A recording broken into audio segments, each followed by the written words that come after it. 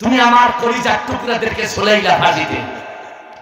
আন্তর্জাতিক ট্রাইব্যুনাল গঠন করে, কথা বল না কেন? আইন করলে ফাঁসিতে ঝোলাবা। নিজামীকে ঝুলাইলা, মুজাহিদকে ঝুলাইলা, মীর কাসেম আলীকে, কাদের মোল্লাকে, কামরুজ্জামানকে। বাংলাদেশের 18 কোটি জনতার হৃদয়ে স্পন্দন শুরু হয় গোটা পৃথিবীর 200 কোটি মুসলমানের কলিজার টুকরা আল্লামা সাঈদীকে মারলা। কথা বল ঠিক কিনা? বিদায়ের আগে ওই ট্রাইব্যুনাল বাতিল করলা, ডিপ ফ্রিজে রাখলা। আমার আল্লাহ পতন করাইয়া দিয়া বললেন, ইউনূস গদিতে বৈশা ওই ট্রাইব্যুনাল আমার জায়গায় তোল। যেরকম জাগ্রত হয়েছে না হয় নাই? আরো যেরকম জাগ্রত হয়েছে না হয় নাই? আন্তর্জাতিক ট্রাইব্যুনালের কার্যক্রম চলছে, চলতেই থাকবে। ওই ফ্রাউন আবু জেহেলের যোগ্যত্বশ্বরী বঙ্গবন্ধুর লম্পট কন্যা হাসিনার ফাঁসি না হওয়া পর্যন্ত, ঠিক যাবে, ঠিক বলেন মুসলমান?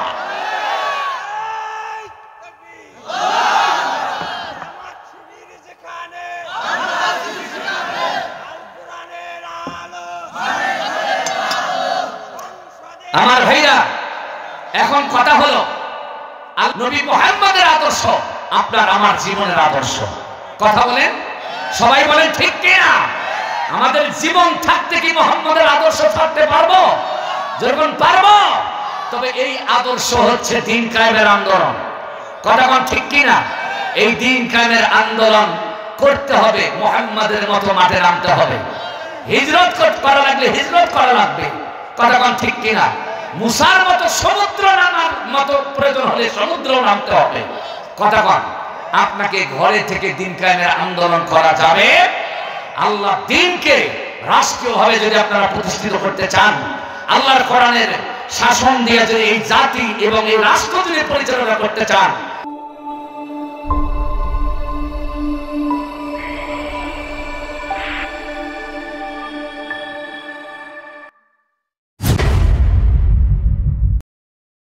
আমার নবী বলেছেন, ওমান তারাকাহু আন জাব্বারিন, কোন ব্যক্তি যদি জব্বারের রূপ ধারণ করে, নিজের প্রতাপ, ক্ষমতা, তাদের দাম্ভিকতা যদি কোরআন ওয়ালাদের উপরে চাপায় দিয়ে তাদের কণ্ঠকে রোধ করতে চায়, আমার নবীজি বলছেন কাসসামাহুল্লাহু তাআলা, আমার আল্লাহ তাআলা তাদেরকে টুকরা টুকরা করে দুনিয়া থেকে বিদায় করে দেন।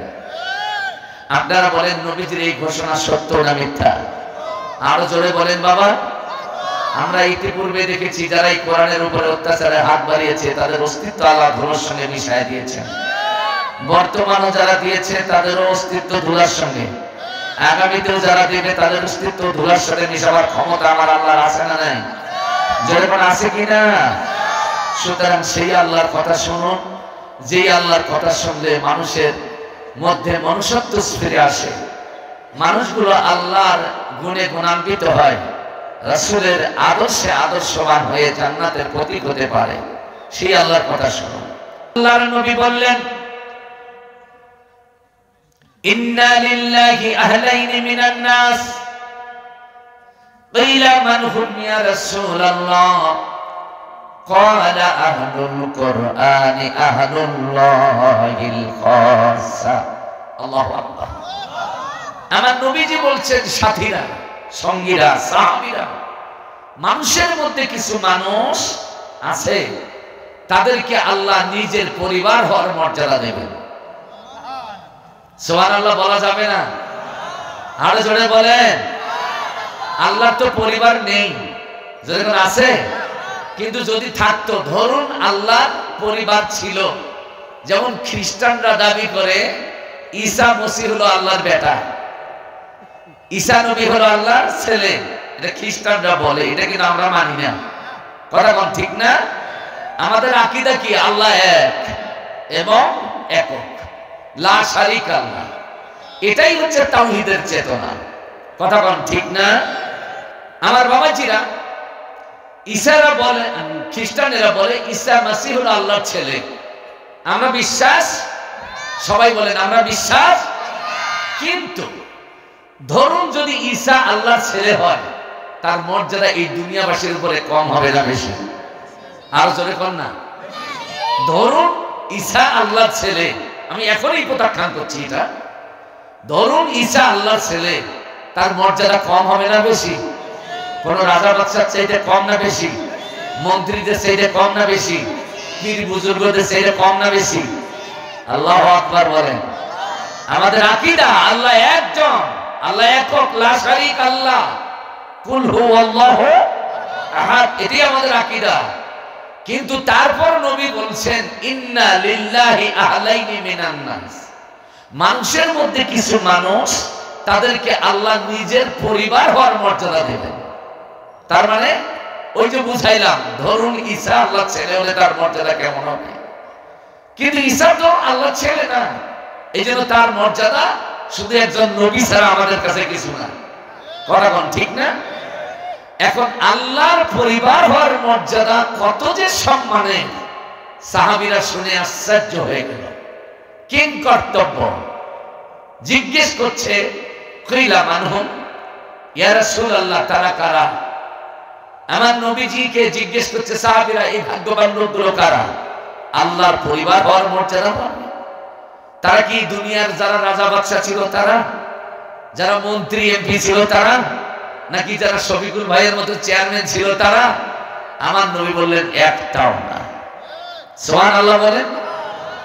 আল্লাহর নবী বললেন আহলুল কোরআনি আহলুল্লাহিল খাসসা, যারা কোরআন ভালোবেসেছে, কোরআনের বিধান দিয়ে নিজের জীবনের মত পথ রচনা করেছে, কোরআন নিয়ে বাঁচার স্বপ্ন দেখেছে, কোরআন নিয়ে মরার স্বপ্ন দেখতে দেখতে কোরআনওয়ালা হয়ে গেছে, এই রকম যারা কোরআনওয়ালা পৃথিবীর মধ্যে ওই লোকগুলো হবে আল্লাহর পরিবারের মর্যাদাওয়ালা। সুবহানাল্লাহ বলেন। তাদের কোনো হিসাব আমার আল্লাহ নেবেন না। যারা আল্লাহর পরিবার হওয়ার মর্যাদা পাবে, বিনা হিসাবেই তাদের জান্নাতের ফয়সালা হয়ে যাবে। সুবহানাল্লাহ বলুন, আরো জোরে কোন সুবহানাল্লাহ। আপনি এখানে এসেছেন বাড়ি ছেড়ে, ব্যবসা ছেড়ে, কোরআন ভালোবেসেই তো, কথা কোন ঠিক না? এই জন্য আপনি কোরআনওয়ালা, আর কোরআনওয়ালা হওয়ার মানেই হচ্ছে আপনি আল্লাহর পরিবার হওয়ার মর্যাদা পেয়ে গেছেন। সুবহানাল্লাহ বলেন। কিন্তু বিগত টার্মে যারা ক্ষমতায় ছিল 16 বছর, ওদেরকে অহংকারের কমতি ছিল ভাই। জোরে কোন, এই আমি জাকির উপজেলা চেয়ারম্যান, কথা কোন ঠিক কিনা? যদিও গোলাম রব্বানী সাহেবকে ধরায়া দিয়া জোর করে আমি উপজেলা চেয়ারম্যান সাজছিলাম, কথা কোন, কম অহংকার না। আমি দেখেছি আমার একাধিক মাহফিলে এই বেয়াদব কুলাঙ্গার আল্লামা দেলাওয়ার হোসেন সাইদির নাম নিয়ে অশ্লীল ভাষায় গালিগালাজ করত। তা আমি বলি আজকে তুই কোথায়, কোথায় তুই, কথা কোন? এদের অহংকার এত বেশি হয়ে গেছে, আল্লাহ থাপ্পড় মেরে মাটিতে বিছায় দিয়েছে, কথা কোন ঠিক কিনা? আপনারা বলেন তো, ওই রকম অত্যাচার আমার দেশের সোনার টুকরাদের উপর হওয়ার কারণে অনেকের চাকরি গিয়েছে, অনেকের ব্যবসা প্রতিষ্ঠান ধ্বংস হয়ে গেছে, অনেকেই বাড়ি ছাড়া হয়েছে, হয়েছে না হয় নাই? আমি নিজেই তো ভুক্তভোগী। আমি এই মিঠাপুকুরে কোনো এক সময় সিংহের মতো গর্জন করতাম। এই মিঠাপুকুরে আমার গর্জন শুনে ওই রাম ভক্তরা ভাবলো যে কোথায় থাকে, 7 নং লতিফপুর, তাই না ভাইজান? ওই 7 নং লতিফপুরের চেয়ারম্যান ছিল ইদ্রিস, মিস্টার ইদ্রিস। ওই যে নিশ্চিন্তপুর বালিকা বিদ্যালয়ের একটা তাফসীর মাহফিলে উনি হাজার জনতা আমার সামনে বসা, উনি প্রধান অতিথি, উনি বক্তব্য দিচ্ছেন, ভাইরা এখন বাংলাদেশের মানুষের আদর্শ হচ্ছে ধর্মনিরপেক্ষ মতবাদ। এই কথা যখনই বলেছে আমি বলছি, চেয়ারম্যান সাহেব থামেন, আপনার এই বক্তব্য বাংলাদেশের মানুষ শুনতে চায় না। আপনি কোরআনের মাহফিলে এসেছেন, কোরআনের মাহফিলে কি বক্তব্য দিতে হয় তাদের। উনি বললেন আপনার পরিচয়? আমি প্রধান বক্তা এখানকার। আমি বলেছি প্রধান বক্তা, আপনি বলছেন ধর্মনিরপেক্ষ মতবাদ এখন বাংলাদেশের আদর্শ। এটা আওয়ামী লীগের আদর্শ হতে পারে, এটা বাংলাদেশের মুসলমানের আদর্শ হতে পারে না, ঠিক কিনা বলে মুসলমান? উনি সঙ্গে সঙ্গে মিঠাপুকুরের চেয়ারম্যানদেরকে ডাকাইয়া তাদের কাছ থেকে দরখাস্ত নিয়ে আমার বিরুদ্ধে ডিসি অফিসে দিলেন।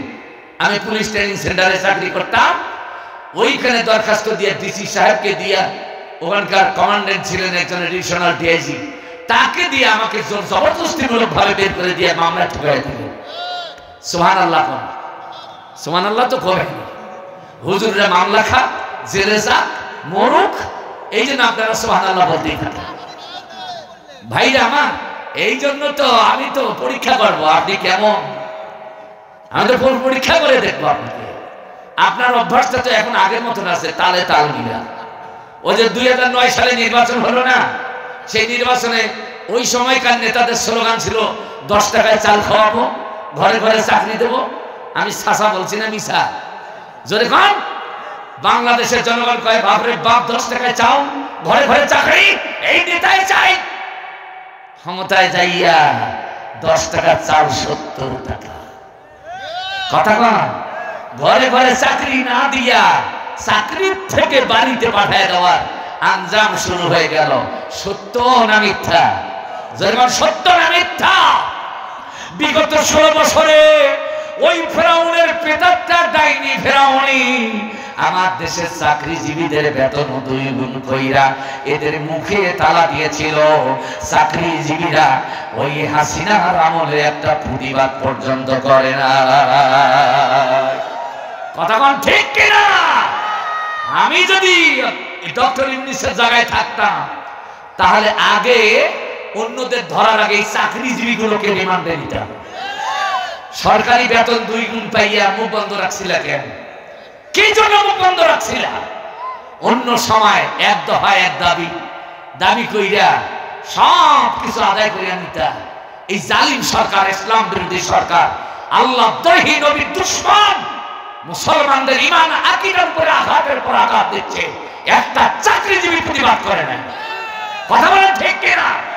মাদ্রাসার শিক্ষক হোক, স্কুলের শিক্ষক হোক, অফিস আদালতে হোক, সব চাকরিজীবীরা আল্লাহর আদালতে 16 বছরের জবাব দিতে হবে।